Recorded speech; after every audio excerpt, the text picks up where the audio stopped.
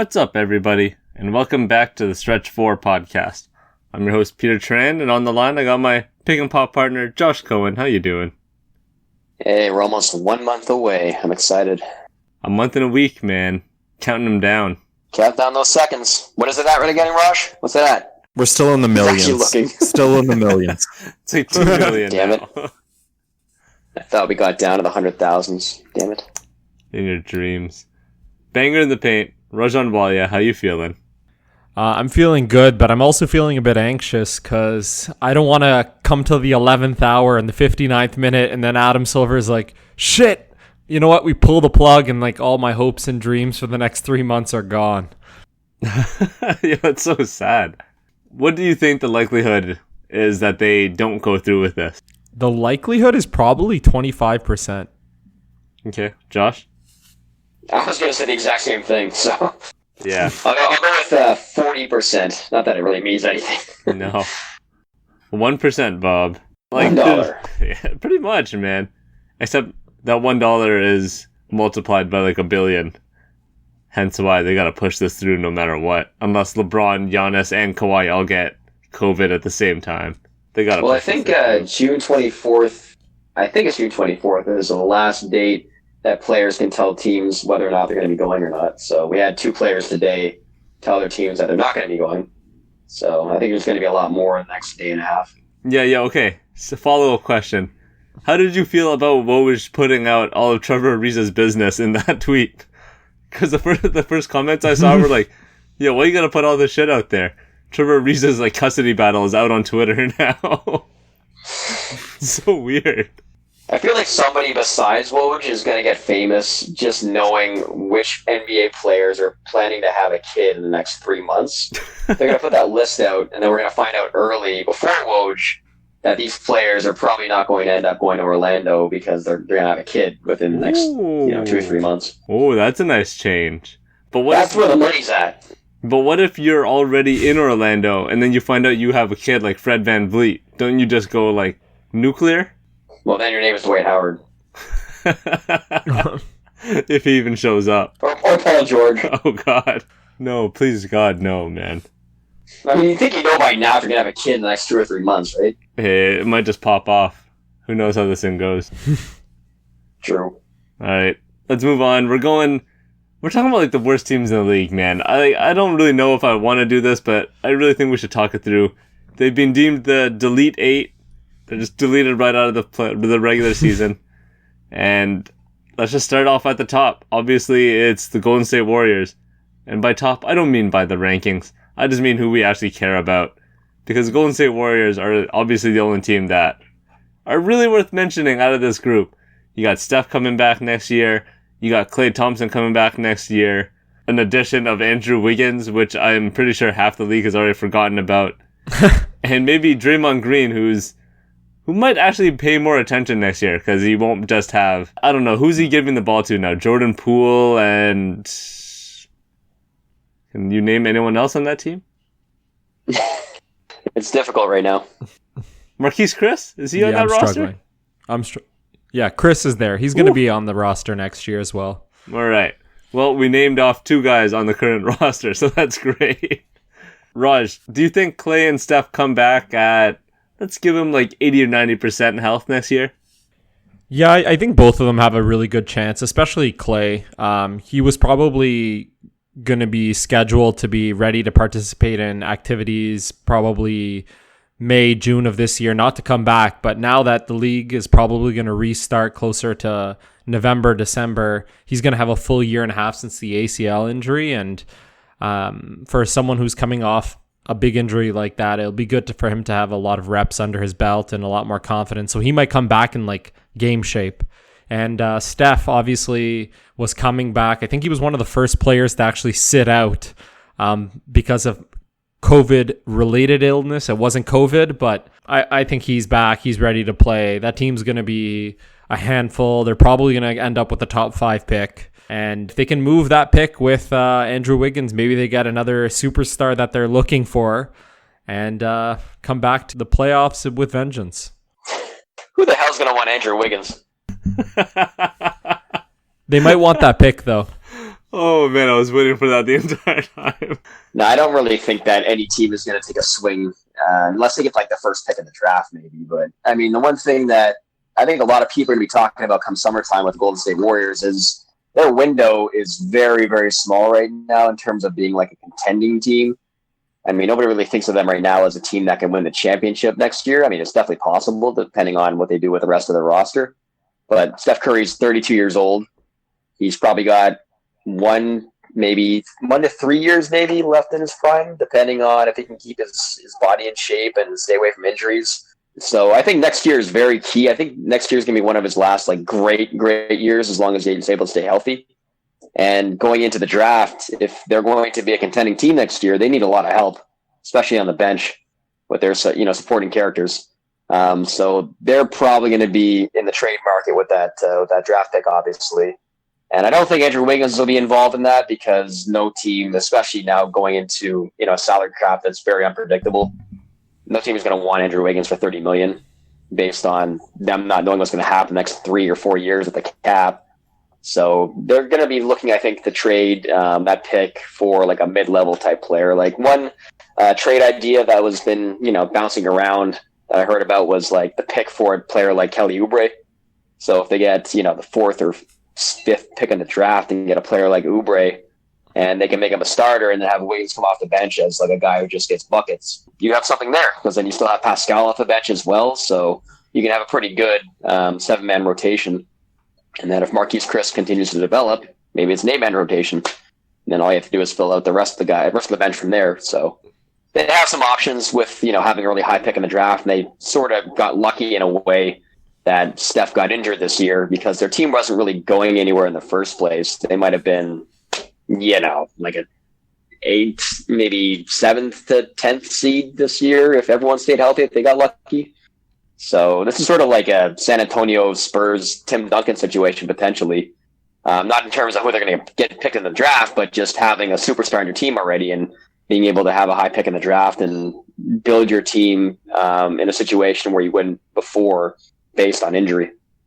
Are you still not an Andrew Wiggins believer if he's like the 4th or 5th option on the team?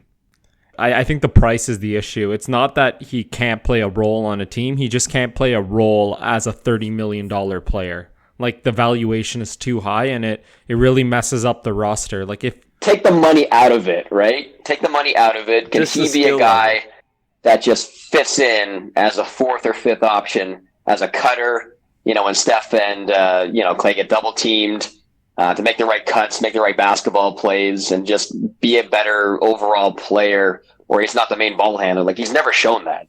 He's never shown that he's a good off-ball cutter. He's never shown that he can get in the lane, get offensive rebounds, a lot of things, Yeah, but I think the argument against that is he was put in a situation in Minnesota where he was kind of not told to do everything. He had cap, but he was supposed to be that guy. And now that he's with Steph and Clay, they're going to attract so much attention that he might be able to play off the ball. And I'm going to say one player's name that I think he could duplicate his role, and that player had success with Golden State, and I'm going to say Harrison Barnes.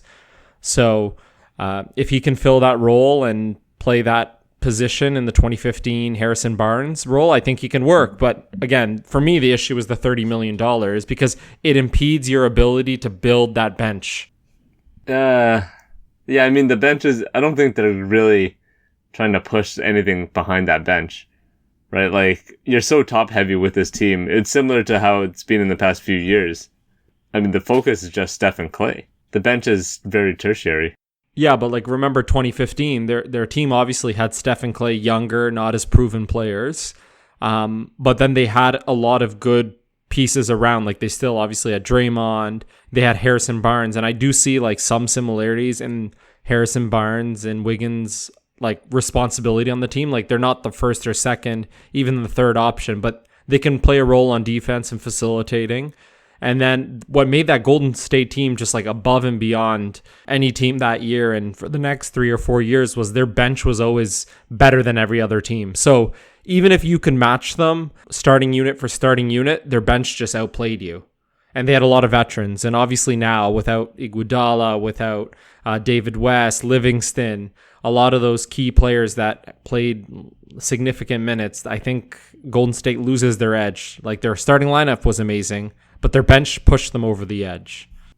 Yeah, and again, going back to the cap situation, with them being so far over the cap right now, and, they're going to have certain exceptions to use in the offseason. But will they use those exceptions based on them losing a crap ton of money, based on them not having fans in the arena, in their new arena this year, and they're likely not having it next year either? They really want to go that far over the cap, plus pay these players that they don't have yet that much more money when you still have like Andrew Wiggins on the books, and like have to pay the luxury tax based on this roster and being a repeater tax team as well. So I don't know if they're going to want to like make those margin type signings for $3 to $5 million and just sort of stick with the younger guys in the team. But if you do that, the lesser chance you have to win a championship because these guys are not experienced. Like, you're going to have Marquise Chris and Eric Pascal playing major minutes in the playoffs for you if you do make the playoffs. And that's not going to be a contending team. And then you might run into issues with, Steph Curry not being happy because his team is not playing to their capability or where he sees them. I think Steph will be just fine making his $43 million next year. Yeah, I think he'll be fine. Yeah, but players get itchy, He still wants to win. And if they're not building a team to win because they have money issues, then who knows what happens. It's okay, man. They'll keep Damian Lee there. He'll have his cousin or family or whatever that guy is to Steph, and everyone will be happy in Golden State.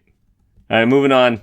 Let's go to... Okay, do you guys want to talk about the Bulls or the Knicks first? Two equally lost teams. Don't say equal. The Knicks are on their own level. Okay, let's go with the Knicks then. Let's talk about this team who struck out on Kyrie and on KD last year. Couldn't bring two stars that wanted to go to New York, right? And now they obviously signed a bunch of power forwards last year to a bunch of contracts that would expire this year. And I'm pretty sure they only have like 4 or 5 guys on the books for next year, right? It's not that many. So you're looking at a core of Julius Randle, maybe Taj Gibson is still there. Dennis Smith Jr., maybe? I can't really see what else. I think he's got 1 year left. I'm checking right now, but the biggest thing they have to do is surround RJ Barrett with shooting. Because this year they decided to go all 1990s and surround him with 15 power forwards where he had zero space to move around in the court. So I think the biggest thing with them is just surround him with some younger guys that are able to shoot the ball so he can they can sort of see where he is in terms of his progression to see if he's going to be like a lead ball handler or to see if he's like a secondary guy. Oh, Elfrid Payton. That could be your lead. I sort of like Elfrid Payton. Even though he's been on like really crappy teams, I think that he has a role in the league. I think he's okay. He's a mediocre point guard. He's like Jeff Teague, but more athletic. And more versatile, I would argue. Yeah, but like that stature of a point guard for his career at least. So obviously the Knicks now are led by Leon Rose, but they still don't have a head coach. And there's been a lot of talk, we're looking at guys like Tibbs or JVG or SVG, all the VGs basically. There's a lot of rumors going around about all these old guys coming into the Knicks, but arguably they might want something newer. You know what I mean? Someone with like a more contemporary mind, if you will, for this team so that you can actually train RJ Barrett to play contemporary ball rather than just, inside out with their 4 power forwards. Just say Jason Kidd, because that's the name I read floating around.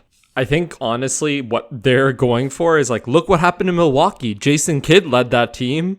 He developed Giannis, and then once he left, after like 3-4 years, then they made like a big jump and ended up winning the conference last year and made it to the conference finals. So, but with the Knicks, there's so many questions. Like, it's so frustrating because now adding coronavirus and COVID to the league salary cap and their whole plan of having all this money available this year, where there's not going to be that many players that are free agents that are attractive, and now the salary cap's getting lower. So like, I just feel that the Knicks are in a position where they are going to basically redo what they did this year, but maybe not power forwards. Maybe they go with shooting guards.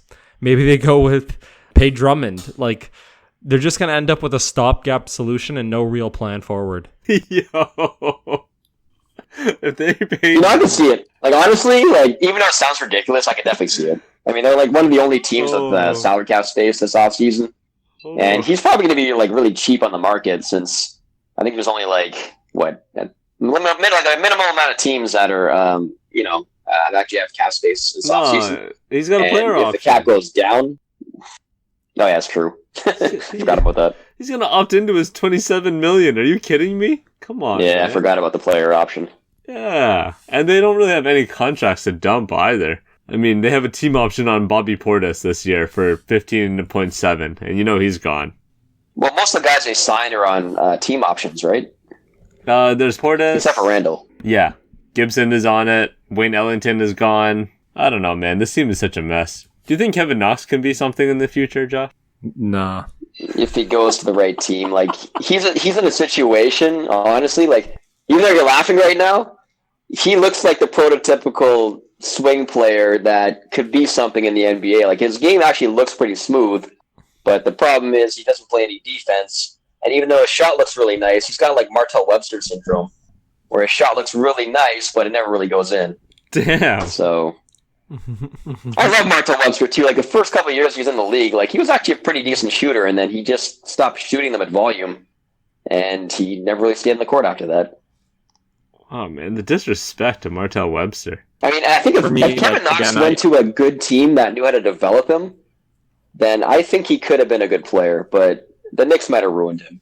Honestly, when I saw him in Summer League when I was in Vegas, like I saw potential in him. I thought he could have had a good role in the NBA. I don't think he was going to be a superstar, but I thought he was going to be a solid like 15-5 kind of player.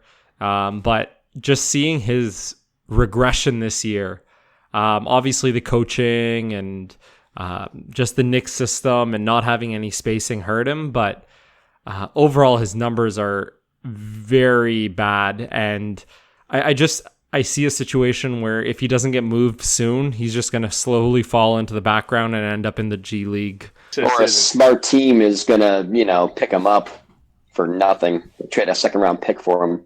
If the Knicks are trying to, shed salary at some point the next couple of years, I could see a really smart team snooping in and putting him in their developing system and then him becoming something. Didn't he just go lottery like 2 years ago?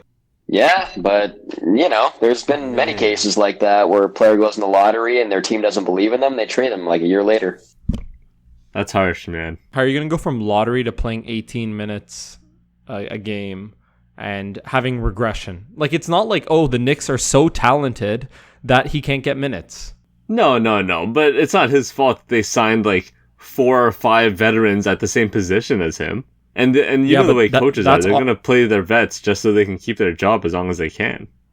No, I'm not blaming him. I just think that last year there was something in his game, and this year even his numbers are down. Like, he's not as active on the floor. Obviously, he's not playing as much, but I just think that if you're a coach, and especially in the Knicks situation, yes, you sign these veterans. Yes, you want to stay somewhat competitive, but he's only started 4 games this year. Last year he started 57. He's playing 11 minutes less. Like, that just, for me, just doesn't make sense. That's not a good sign. It's a bad sign. No, it's a bad sign that Knicks are so brutal at, managing their team and coaching their team. I mean, the fact that they chose veterans over playing younger players this season. Like, the biggest crime that New York committed this year was not playing Kevin Knox. It was not playing Mitchell Robinson 30-plus minutes a game and seeing what they had in him. Because when he plays, like, he averages like 4 or 5 blocks a game, and he looks really good out there. He's a rim runner. He's like basically DeAndre Jordan coming up now. So how valuable DeAndre Jordan is in this NBA is to be debated, but I think given minutes, Mitchell Robinson can at least be a double-double guy and, give you good energetic minutes and a guy who can, be a major threat at the rim. Instead, we had Julius Randle playing the 5. Welcome to the New York Knicks, guys. Taj Gibson starting. Like, what are they doing? Oh, man, I love it. Knicks gonna Nick. They have to. They really have no way to get out of this right now either. Like, next year is going to be a write-off for them. Yep. So the best thing they can do is bring in a development coach, bring in Kenny Atkinson, and develop R.J. Barrett and Mitchell Robinson. And then also, their first-round pick, which will hopefully turn into something this year. like being the Knicks, I think they're going to get the first pick in the draft this year because they didn't get Zion last year. And Knicks fans will be like, oh, of course we get it this year. And then they get some crappy player. Wow, you just ruined my next spot, man. I was going to say Kenny Atkinson to the Bulls.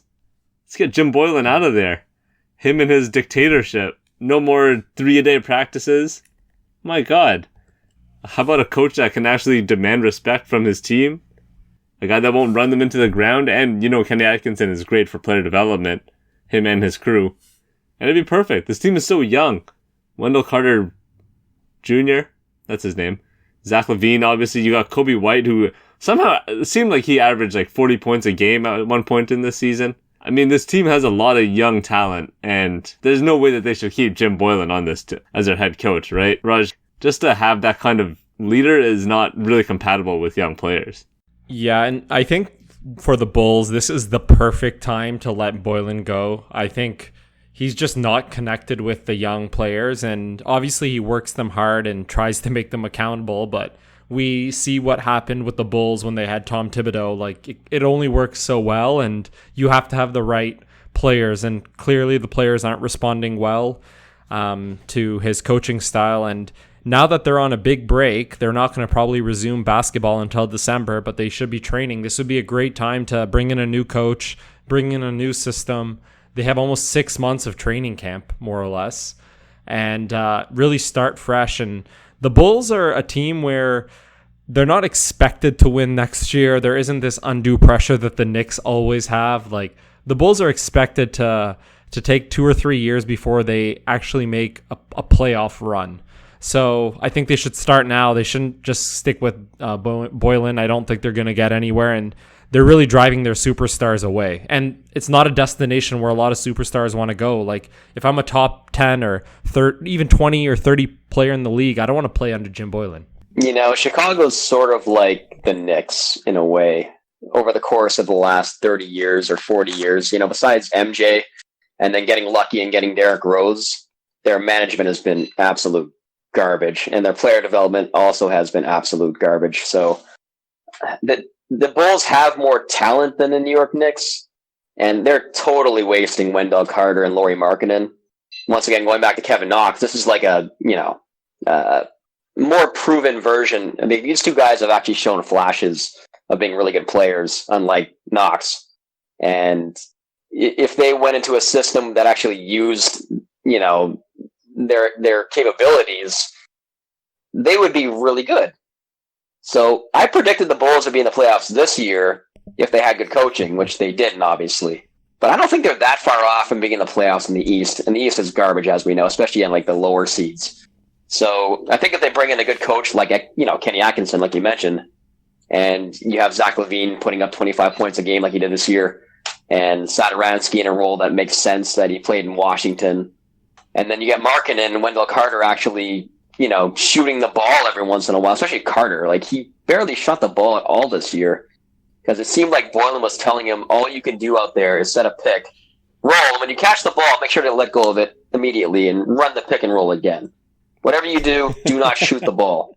It was embarrassing. The guy is a good shooter from what he's shown when he actually does shoot the ball, and he's got good touch. Everyone expected him to be like Al Horford type.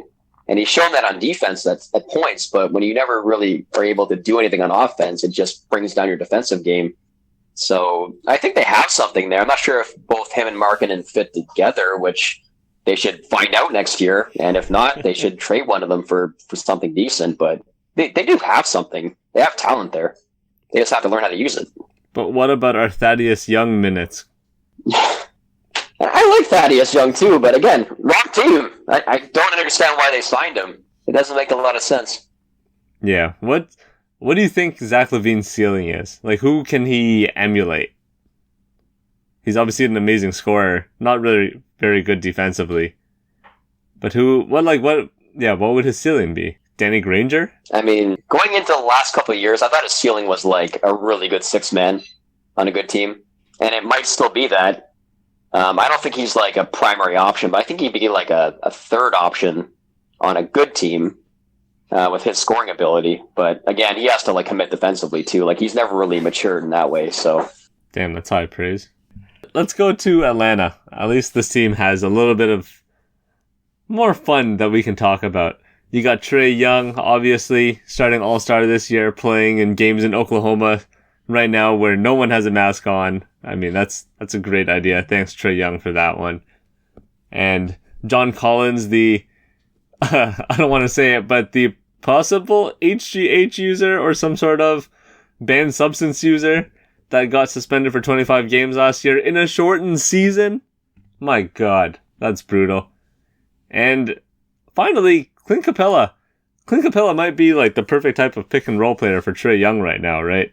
So if you get this team maybe one or two like good, reliable wing players, they could do some damage next year.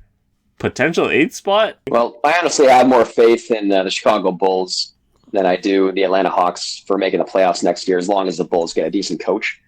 I think the Hawks are like 4 to 5 good veteran players away from making a playoff run. And they started with Capella, which is good. I've always liked Clint Capella. But I don't know. I just don't really believe in their starting wings, like you said. I think they need to have those guys come off the bench next year and get reliable starters that can play 20 to 30 minutes in certain games and just be like 3-and-D guys and just let Trae Young and, Capella run the pick and roll a lot. And they also need to learn how to use Kevin Huerter more too, because I don't think he's being used enough in their system overall. I think he can be a really good shooting guard in the league. But I'm not so much a believer yet in like Cam Reddish and Hunter. I think Hunter can eventually be a good 3-and-D guy, but he's got a long ways to go. He's got to be more consistent, obviously. But Reddish was like all over the place this year. Like he started off as being the worst shooter in NBA history for half the season. And then he became, a decent player for like 10 games. And he shows flashes out there, but I really don't know what he is. Yeah, I'm a bigger believer in Atlanta than I am the Bulls. I think Atlanta has, on paper at least, the good makeup of a team. They're buying into the system. The young players are actually playing a lot. They're getting more chemistry. They aren't winning many games, but there were many games this season where they did push some teams, and then there were some games where they just got blown out, and that's where the experience of veterans helps. But I do think with one more solid wing player, like he should be a 3rd or 4th option, I think they could be a team that easily makes the 6th or 7th spot in the East. I think they're ahead of Washington. I think in a year from now, they'll be ahead of Orlando. So, yeah, I think they're not that far. I think they have the right pieces. They just need a bit more experience and one more veteran. I disagree. I think they're at least 2 or 3 years away. And they have to decide what style of play they're going to play too. Because originally they were playing really small ball with John Collins at the 5, with Trae Young and, 3 wing players. Do they want to play fast and go that route? Or do they want to have, a 4-5 that's a little more traditional, even though John Collins is a pretty good 3-point shooter at the 4? Or they want to go with a more traditional line of having him at the 4, Capella at the 5, and then, a shooting guard and small forward. So I think they have to make that decision going forward, like how they're going to play, if they want to play fast or if they want to play slow. Because they were one of the worst defensive teams in NBA history throughout like a big portion of the year this year.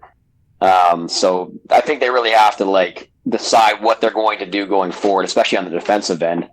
If they're going to play Capella 30 to 35 minutes a game, or if they're going to play him 20 to 25 minutes a game and just play with Collins more at the 5. And obviously they have a big decision with Collins too coming up, whether or not they're going to give him a max contract and what position he's better at. Because if you have Clint Capella there for the next 3 years, and John Collins is better at the 5, then what do? Do you trade him for a package, and then you're sort of starting over again? So I just don't really know what path they're looking to go forward with. Well, by getting Capella, you would think that they want to go with something more traditional. And by traditional, we just mean positionally, right? I don't necessarily think that playing a traditional lineup with Capella at your 5 means that you need to be a slower team. Because Capella can run with just about any other big in the league, man. That dude is fast. He has hands of stone, which I don't like, but dude can get up and down the floor pretty quickly. So I don't see why it would have to necessarily slow down their transition game. I mean, you also have to get stops at the same time. So you're going to be a team that is trying to get more steals and plays up on you, where you want, again, more veteran players that know how to play that style, because I don't think young players can really develop in that kind of system unless you have good players around them that can teach them that. Like if you look at Toronto, for example, you bring in a player like Terrence Davis into that system where it's like hyper aggressive. You rotate and you rotate back, and you know exactly which players you have to go. Even though it looks like chaos out there, there's a plan in place, right? Yeah. And you just haven't seen that from Atlanta, and you need to develop that over the course of a couple of years in order for it to work going forward. So I just don't see that from them. And it's going to take them a few years to really gain trust in their system. And they, again, have to choose in their offensive system. Are they going to go with just like purely Trae Young, just running pick and rolls all the time? Or are they actually going to branch out and try to give guys like, Herter and Reddish some opportunity with the ball, because they didn't really get a lot this year. And I think that sort of irked a lot of their players too. Yeah. It'll be interesting to see, because, I mean, the guy's already a starting caliber all-star, so if they don't get someone big or someone that can complement Trae Young at that wing position soon, that guy could be out, like, walking out of there pretty damn quickly. Sure, but at the same time, I think he has to sacrifice some of his numbers in order for their team to get better offensively.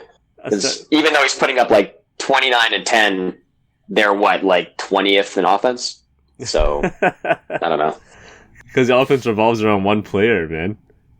Come on now. Yeah, but I think that's a lot with Trae, too. Like, I think Trae wants that responsibility. Like, he wants to be one of the best point guards in the league, and he thinks that, putting up these gaudy numbers is part of that, but winning is also part of it, too. Like, I think they'll be better off if they're able to develop, guys like Herter and Reddish and have them be, like, major options on offense to give their offense more of a flow. Mamba mentality. Don't think it's going to work there. All right, Minnesota Timberwolves. We got to make these ones quick now. You got your boy Cat and D'Angelo Russell together finally after Cat's complaining all year. And they played a grand total of 25 minutes together this past season. Hooray. So now the question is obviously, can Cat anchor the defense? Can the Wolves retain Malik Beasley, who was obviously huge for them after the trade acquisition in February? And just whether D'Angelo Russell can sort of lead this team offensively as the point guard, right? We know what Cat can do. Can he do it consistently? And can they do it on the defensive end? Can D'Angelo Russell actually carry the team to something beyond a playoff appearance in the Eastern Conference? And can the role players, can Jarrett Culver, can Juan Hernan Gomez, and Malik Beasley keep up, their shooting essentially, right? Josh, man, you've been a big proponent of Cat over these years, and I'm not going to lie to you, I don't see it.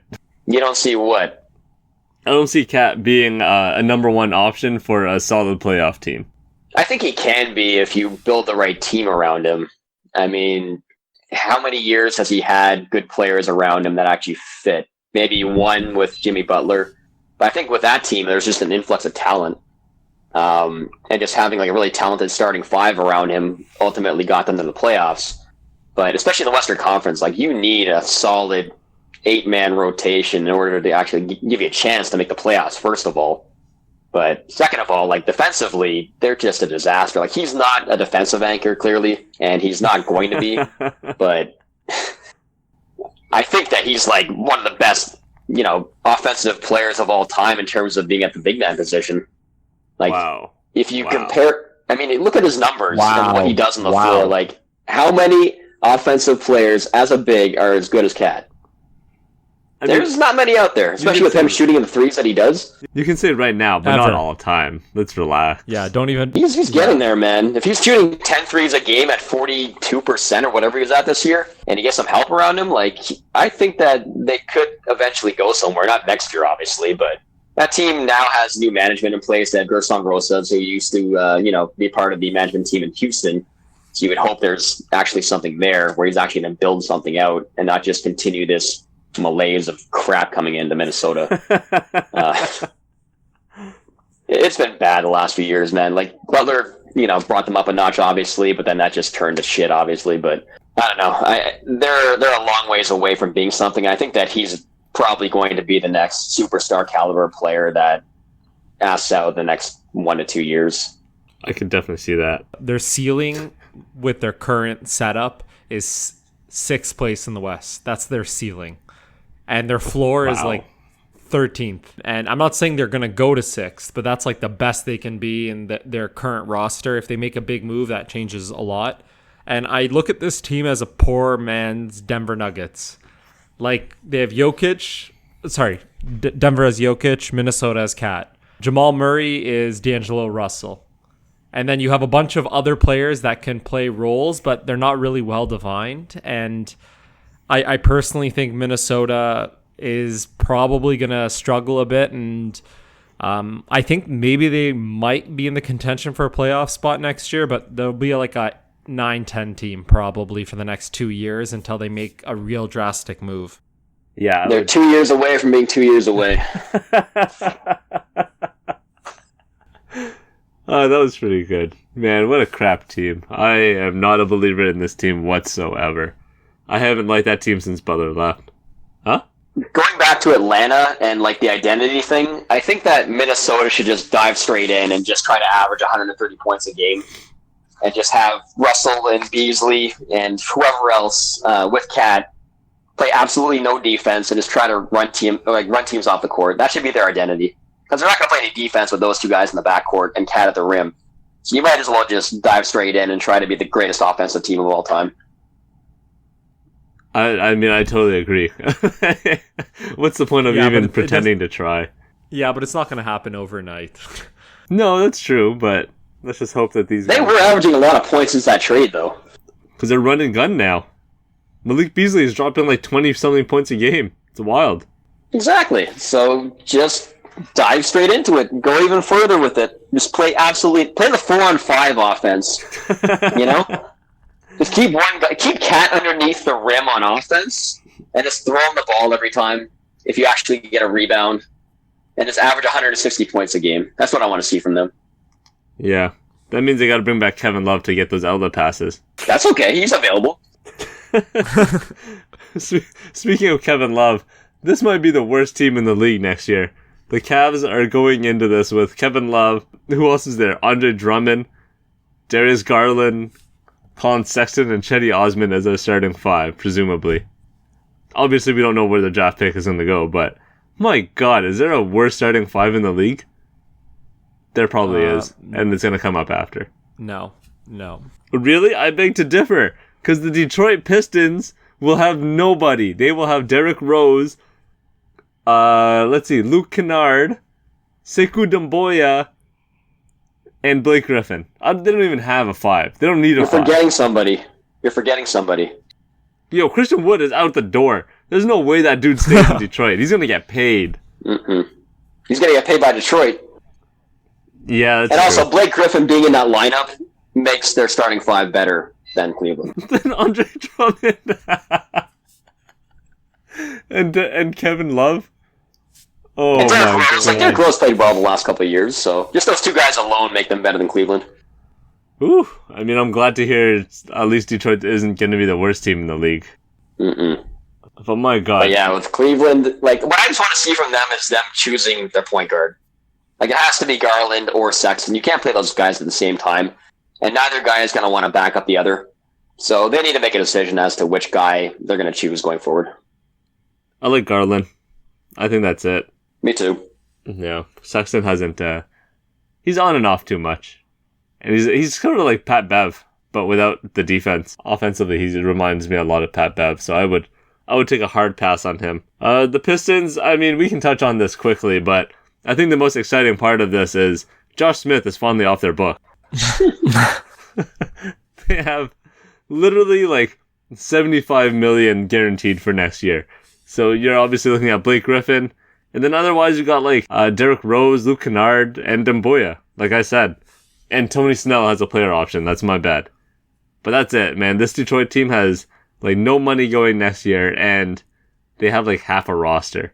It's going to be a team full of random guys that they pull up from the G League or random vet mins that they pull in, but there's very little hope for this team for next year, I'd say.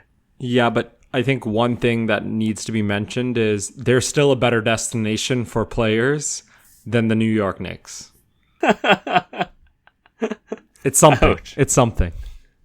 Ouch. Damn. Do we want to talk about the Hornets at all? I mean, this team might be the new remember that team? Remember they existed kind of team? Like, is there even a point to talking about these guys? Nicholas Batum is going to cash in on his payday.